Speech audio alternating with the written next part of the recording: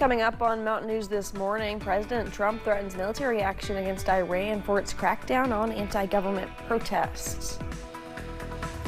And a pair of Kentucky bills could make it so that some U.S. citizens cannot run for local or state office. Dedicated to Eastern and Southern Kentucky, this is WYMT Mountain News This Morning. Welcome to Mountain News This Morning. I'm Caroline Mueller, here with you on this Tuesday, January 13th. We are inching up on that 5 o'clock hour, so let's go ahead and check in with meteorologist Megan Desmel for a look at your forecast this morning. Megan, like we were talking about yesterday, it is definitely starting to feel like winter once again. We had that nice little break, which I loved, but back to those maybe more seasonably accurate temperatures. Yeah, and seasonally accurate is exactly how I would describe this morning. Those upper 20s, low 30s, still cold, but not as cold as yesterday. So here's a look at what we're seeing across the region. 27 in Williamsburg, 26 in Monticello, 30 in Logan and Somerset, and 32 in Hazard. By the time we head to the afternoon, though, thankfully we are going to see a little bit of some warmth into the mid to upper 50s, but here's the big but here. It's going to get very much colder as we're heading through the next couple days as a cold front swings through eastern Kentucky, giving us not only the colder temperatures, but also a snow chance. Now, we won't see that snow today, still staying nice and calm on satellite and radar with mostly sunny skies in that forecast for you. Here's a breakdown of the day, just warming up, getting into those mid to upper 50s by about 3 p.m. Sunrise for the day will be at 7:48, sunset at 5:37. Caroline. Megan, thank you. Now to some breaking news. Part of I-75 southbound is closed in Laurel County because of a deadly crash. It's at the 46-mile marker. Laurel County Sheriff John Root says the crash happened around 3 this morning. A detour is set up at exit 49. It's expected to be closed for 2 to 3 more hours. We'll keep you updated as we learn more. One person was arrested last night after a special response team was called to a barricade situation in Magoffin County. This happened in the Mash Fork area at 9 p.m. last night. The sheriff's office says they were trying to serve a burglary warrant. Deputies say a man barricaded himself inside the home and he was armed. At around midnight, the sheriff's office said the suspect surrendered peacefully to the special response team. That person is now in custody. In Pulaski County, state police are looking for a missing man. Here's a picture of 54-year-old Frank Coomer of Somerset. Troopers say he was last seen on January 10th. They say he's 6 feet tall and weighs roughly 150 pounds. He was last seen wearing a camouflage shirt with blue jeans and boots. If you have any information, contact the London KSP Post at 606-878-6622. Today, President Trump is expected to discuss updated options on Iran with his national security team, according to several sources familiar with the matter. Two defense officials also tell CBS News that the president has already been briefed on a wide array of military and covert tools. President Trump has repeatedly threatened to strike Iran over its violent crackdown on recent protests. Iran's foreign minister says his country is both ready for war or talks with the U.S. Diplomacy is always the first option for the president. With that said, the president has shown he's unafraid to use military options if and when he deems necessary. On social media Monday, the president announced a 25% tariff on goods from countries that do business with Iran immediately. Iran's biggest trading partner, China, expressed opposition overnight, adding that it will take all necessary measures to safeguard its interests.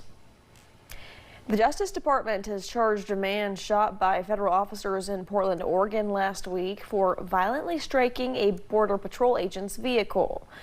The DOJ released images of a damaged Border Patrol vehicle tied to the shooting that occurred during a traffic stop on Thursday. Prosecutors say Louis Nino Moncada repeatedly struck a federal law enforcement vehicle with his car. He's facing a charge of aggravated assault of a federal officer with a deadly or dangerous weapon. A Justice Department investigation into Federal Reserve Chairman Jerome Powell continues to prompt reaction in Washington and beyond. There are questions about what it means for the Fed's independence and the nation's economy. Bradley Blackburn is tracking the latest. In the face of a DOJ investigation, Fed Chair Jerome Powell isn't mincing words. The threat of criminal charges is a consequence of the Federal Reserve setting interest rates based on our best assessment of what will serve the public, rather than following the preferences of the president. The statement came after the DOJ served the Fed with grand jury subpoenas last week, linked to a multi-billion-dollar Fed renovation project. The DOJ said in a statement U.S. attorneys have been told to prioritize investigating any abuse of taxpayer dollars. Powell says it's political because the Fed board hasn't lowered interest rates as fast as the president wants. I'd love to fire his.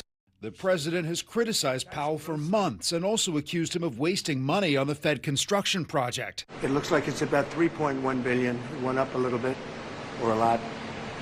So the 2.7 is now 3.1. I'm not aware of that.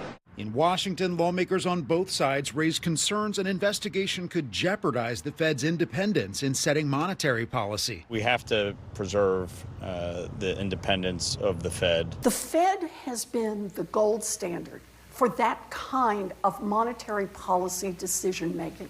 And Donald Trump is just burning that to the ground. But Trump allies are defending the DOJ's move. The Justice Department is not being weaponized. It was for 4 years under Biden-Harris. The White House says President Trump did not direct the DOJ to open the investigation into Powell. Powell's term as the Fed chair is scheduled to end in May.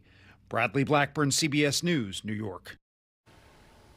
A powerful group of economic leaders, including former Fed chairs, issued a joint statement calling the Justice Department's move an unprecedented use of prosecutorial attacks to try to undermine the independence of the Federal Reserve. The Department of Homeland Security will invest $115 million into drone and counter-drone technologies ahead of the World Cup and America's 250th birthday this summer. According to the announcement, a new DHS office will focus on buying and developing the tech. It's in response to the increasing technological sophistication of drug cartels, which have used their own drones and cyber attacks to help smuggle narcotics and monitor U.S. officials. Drones have been a major security concern for public safety officials for years. A pair of Kentucky bills could make it so that some U.S. citizens cannot run for a local or state office. If the measures become law, it could prevent some current lawmakers from running for re-election. Republican Representative Shane Baker of Somerset filed 2 bills that he says will strengthen qualifications for candidates.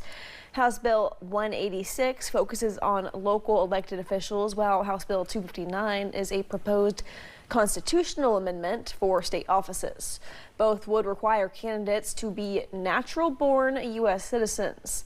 This means that naturalized immigrants would not be able to hold public office, from school boards all the way up to the governor's office. Current state representative Nima Kulkarni of Louisville was born in India, and this would affect any future bids for re-election. She says that she believes that bills like these are not serving Kentuckians' needs. So this is really just more for, I think, sound bites and drawing attention to how this person is throwing red meat to the base, if in fact his constituents even want this. That I doubt that they care that much, especially given all the other issues that they're facing on a daily basis. Representative Baker released a statement yesterday morning on these 2 bills that he filed. It reads in part, quote, "Our founders believed it necessary for our president to be a natural-born citizen of this nation. And now we see the necessity for this to extend to other elected offices. We have seen firsthand the consequences of foreign leadership in states like Minnesota, and soon we will see how it takes shape in one of America's greatest cities, New York," end quote. Thanks for getting your day started with us here on Mountain News this morning. Still to come, Supreme Court justices will hear a landmark case today that deals with transgender athletes. We have those details. And we're tracking how that cold front will impact you.